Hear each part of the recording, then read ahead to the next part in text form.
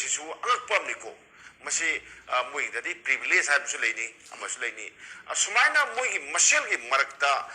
होई लेपाक थुगाइबगी वा ngangbadabako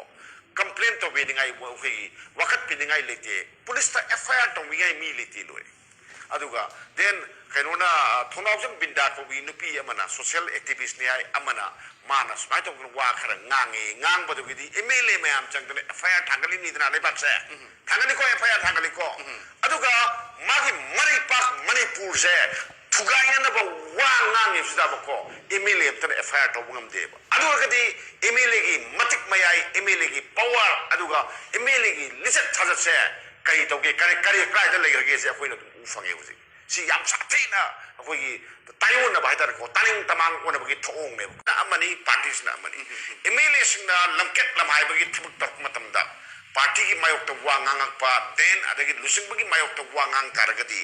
MLA सिंगदो अदगी मथकता पार्टी ना लौगदबा एक्शन तो करिनो से मयक साइना कॉन्स्टिट्यूशन द यावरग लेब मुगी पार्टी कॉन्स्टिट्यूशन द यावेबको अदो याम कन्न मियाम ना हाई कांदा होई ऑनरेबल हाई तारे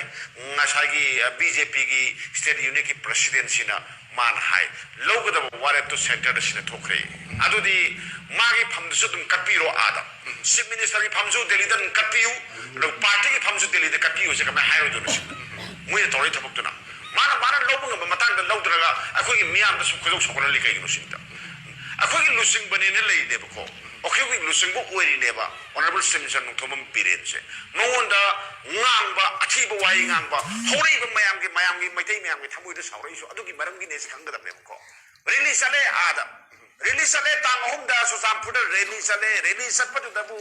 लेपाक अमगी चीफ मिनिस्टर बु पल्लगा अपाम अकापेट ngangbदो मधु गमेने कैदौगे मधुगी थमो सोप मधुगी नुंगाइतब मयामदो